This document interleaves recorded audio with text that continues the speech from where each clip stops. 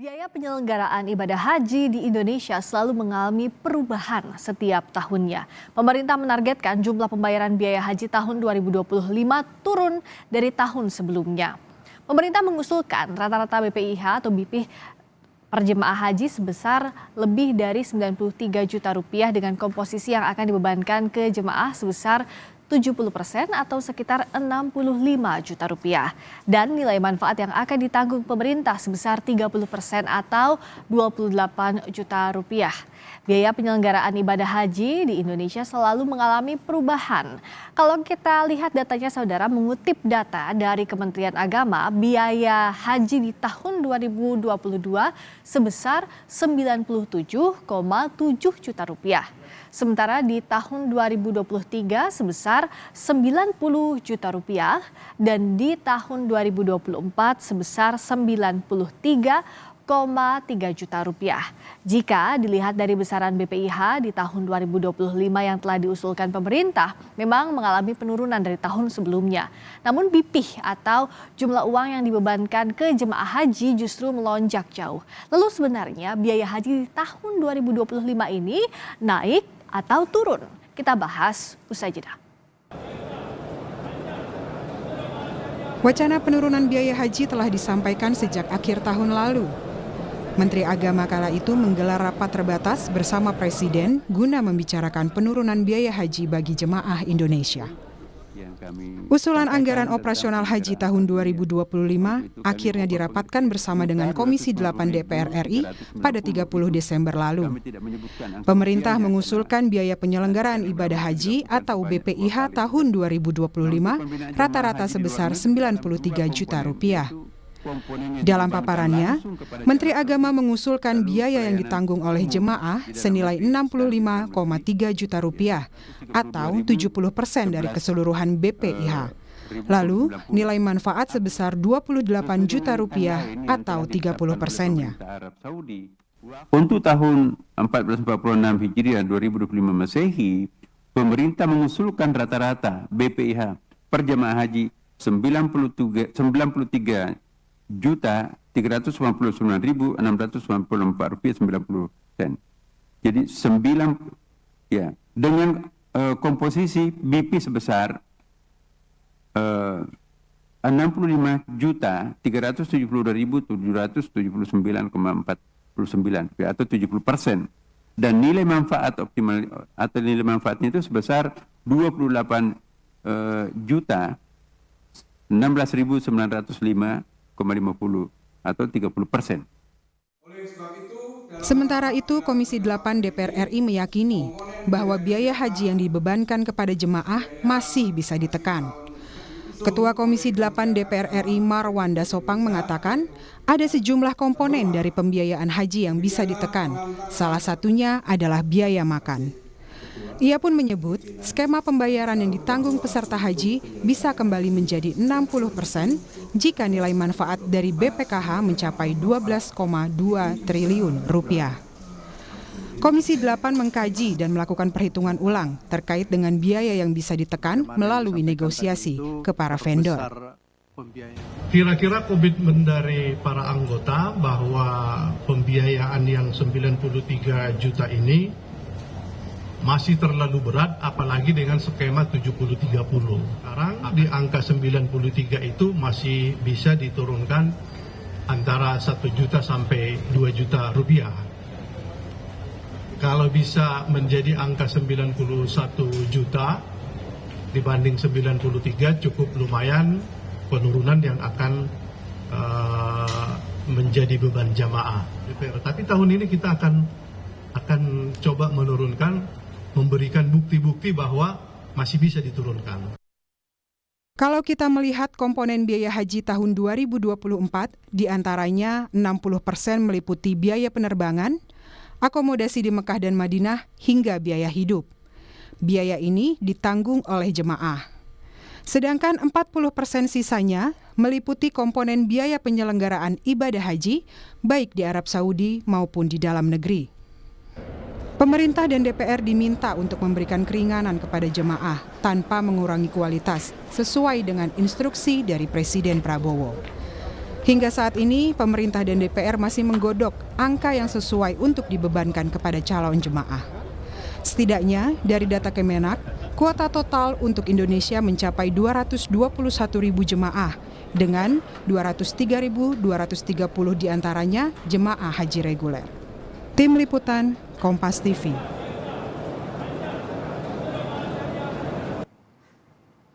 Sejumlah langkah terus dilakukan baik oleh pemerintah maupun DPR untuk menekan biaya haji 2025. Lalu bagian komponen apa saja yang bisa ditekan? Saat ini sudah bergabung melalui Zoom Dhanil Anzar Simanjuntak selaku Wakil Kepala Badan Haji Nasional dan Seli Gantina selaku anggota Komisi 8 DPR RI fraksi PDI Perjuangan.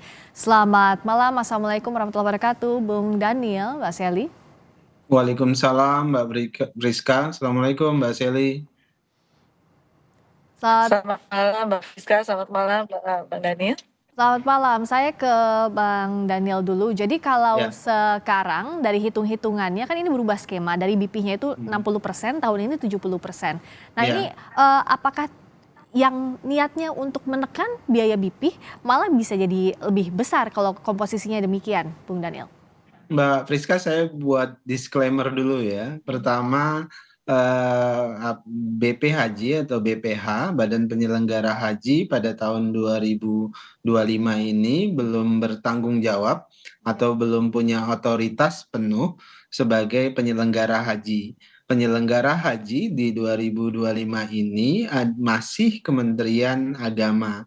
Nah, rencananya BPH atau Badan Penyelenggara Haji baru punya otoritas penuh sebagai penyelenggara haji pada 2026 nanti setelah proses revisi Undang-Undang Nomor 8 2019 insya Allah segera tuntas. Itu pertama. Kemudian kedua, berdasarkan Perpres, BPH atau Badan Penyelenggara Haji punya fungsi dukungan. Artinya seluruh proses perhajian yang dilaksanakan oleh Kementerian Agama itu didukung oleh BP Haji atau kami sering menggunakan istilah mirroring. Semua proses perhajian itu harus melibatkan BP Haji atau dalam hal ini adalah ini masa transisi bagi BP Haji dan bagi Kementerian Agama. Artinya kalau dalam istilah bagi Kementerian Agama ini haji wada. Haji terakhir lah kira-kira begitu, haji perpisahan. Nah, oleh sebab itulah kami seluruh proses yang akan dibuat keputusannya di Kementerian Agama di tingkat pemerintah lah sebut begitu, di tingkat eksekutif itu juga dibicarakan dengan BP Haji. Ketiga, berkaitan pertanyaan Mbak Friska, memang amanat dari Presiden ongkos haji yang dibayarkan atau dibebankan kepada jamaah itu harus bisa diturunkan. Amanat Presiden adalah dilakukan detailisasi, artinya ya dilihat secara detail, disisir angka per angka secara detail dan hati-hati. Itu amanah dari Presiden dan harus dilakukan. Nah, kemarin memang secara agregat perhitungannya secara keseluruhannya itu turun. Namun setelah dibagi jadi dua, BP dan nilai manfaat dalam hal ini, maka BP yang ditanggung jamaah dalam tanda kutip masih kelihatan besar. Nah, oleh sebab itulah amanatnya nanti di Panja dibahas bersama-sama Mbak Seli dan kawan-kawan di Komisi 8 di Panja itu harus diturunkan dan kami BP Haji ikut mengawal proses itu. Oke, nah kalau dari Mbak Seli dari Komisi 8, kan Komisi 8 sebelumnya bilang bahwa ada yang bisa ditekan sejumlah komponen biaya, misalnya adalah biaya makan. Tapi menurut pengalaman jemaah misalnya yang umroh atau haji, kan menekan biaya biasanya relate dengan kualitas yang diterima oleh jemaah. Nah ini bagaimana agar tidak mengurangi kualitas? Dan apakah memang bisa ditekan turun untuk BP ini, Mbak Seli? Ya, kita kemarin sudah melakukan pembahasan secara maraton dari mulai pagi sampai dengan malam. Ternyata memang dari hasil pembahasan itu sangat-sangat memungkinkan untuk melakukan upaya efisiensi dan melakukan penekanan terhadap anggaran-anggaran yang tidak akan membebani kepada BPIH, biaya perjalanan ibadah haji kepada para jamaah. Jadi ada BPIH, kemudian kalau BPIH itu memang yang secara keseluruhan, kalau BP itu yang akan dibebankan kepada para jamaah. Nah, sehingga hasil kemarin rapat kita kepada Dirjen Haji PHU sudah memungkinkan untuk penekanan pertama adalah komponen penerbangan. Komponen penerbangan kita sudah melakukan rapat-rapat dengan beberapa maskapai penerbangan. Kemarin ada Garuda, kemudian ada juga Lion yang merupakan salah satu maskapai baru yang juga melakukan beauty contest, dan insya Allah juga Saudi Arabia. Nah, nanti besok pagi kita akan melakukan rapat-rapat FGD dengan beberapa instansi lain termasuk BPKH terkaitan dengan nilai manfaat. Nah, tentu dengan pelayanan pun kita sudah juga melakukan rapat dengan Dirjen PHU, termasuk juga BPH juga tadi yang disampaikan oleh Mas Daniel ikut terlibat di situ. Dan kita meyakini bahwa sebetulnya beberapa hasil evaluasi yang dilakukan oleh Panja Haji berdasarkan rekomendasi Pansus Haji terdahulu itu bisa dilakukan upaya-upaya mengkoreksi usulan dari yang dilakukan oleh Kementerian Agama. Karena memang dari apa yang kita lakukan kemarin ada usulan dari Kementerian Agama kepada Panja Haji bahwa usulan misalnya SAR yang tadinya 16 real turun menjadi 15 real. Kemudian dari biaya visa haji yang dulunya diajukan oleh Kementerian Agama ternyata bisa hilang. Dan tentu saja ini bisa menjadi upaya-upaya kami yang mungkin masih bisa dilakukan upaya dalam rangka mengurangi beban para jamaah. Dan tentu kita masih bisa relate terutama di angka prosentasi nilai manfaat. Karena kalau kita berbicara sustainable nilai manfaat yang mungkin ke depannya kita juga harus berbicara kepada para jamaah yang waiting list-nya kan masih ada sekitar 5,6 juta jamaah yang belum berangkat. Maka BPKH pun harus memikirkan mereka. Nah, hari ini kalau kita berbicara berapa sih uang yang ada di rekening masing-masing jamaah yang akan berangkat. Ternyata kita harus sampaikan kepada para jamaah itu sudah ada di rekeningnya sekitar 27 juta rupiah. Tapi untuk pelunasannya artinya kan masih ada margin yang harus dilunasi dalam waktu cepat ini kan? Ya betul, marginnya itu sekitar berapa nih? Kalau kita tetapkan hari ini 70-30, maka kemungkinan besar DPR tidak akan membanding kepada mereka. Kita masih mengupayakan tidak mungkin 70-30 kan. Kalaupun 70-30 kita harus punya skenario dulu. Apakah BPKH punya upaya-upaya untuk menyelamatkan keuangan mereka gitu kan. Kalau ternyata mereka belum punya skema, maka kita akan kembalikan di angka 60-40 terlebih dahulu gitu kan. Nah, saya ini sekarang tidak membebani jamaah. Ini kan akan dibahas lebih lanjut kalau dari Bung Daniel, meskipun ini kan masih di Kemenak kalau dari pemerintah. Tapi targetnya tuh berapa sih yang dipasangkan? Artinya dengan skema 70-30 tadi seperti yang disampaikan Mbak Sally, tampaknya akan berat untuk jemaah melunasi dalam waktu beberapa bulan lagi. Nah, apakah masih dengan 60-40? Terus juga kalau bicara soal BP-nya turun dari tahun kemarin saja kan 56,04 juta. Semestinya kalau tahun ini tidak 60, di angka 60-an juta dong, bisa lebih turun dari itu. Itu mungkin atau enggak, Bung Daniel? Pertama kan yang harus dipikirkan ada 2 langkah tuh Mbak Priska. Ini pertama adalah langkah jangka pendek, kemudian kedua adalah langkah jangka panjang. Langkah jangka pendek memang perintah Presiden adalah kurangi dulu beban jamaah pada tahun ini.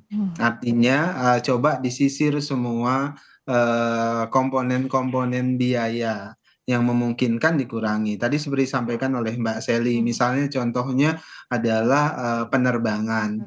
Misalnya dulu 34 juta, apakah kemudian tahun ini bisa di angka sekitar 30 jutaan dan sebagainya. Mulai dibicarakan dengan misalnya komponen biaya yang harus ditanggung juga oleh Garuda atau sebagainya, misalnya karena penerbangan plat merah, maka bisa dibicarakan dengan baik-baik, misalnya terkait dengan aftur dan sebagainya. Itu contoh, Mbak. Kemudian komponen-komponen potensi dalam tanda kutip kebocoran catering, misalnya kebocoran beberapa hal, Hmm, itu juga hmm, harus diperhatikan hmm. supaya kemudian bisa menekan biaya. Ya, Kemudian ketiga, misalnya mekanisme, misalnya waktu tinggal jamaah, apakah kemudian itu bisa diperpendek, ya. misalnya yang rata-rata 38 atau 40 hari bisa tidak menjadi 30-an Hmm, hari dan sebagainya. Jadi ya. hal-hal seperti itu nanti akan dibahas secara detail. Itu Hmm, siap. langkah-langkah jangka pendek yang Ya, saya maksud. Nah, langkah-langkah jangka panjang seperti tadi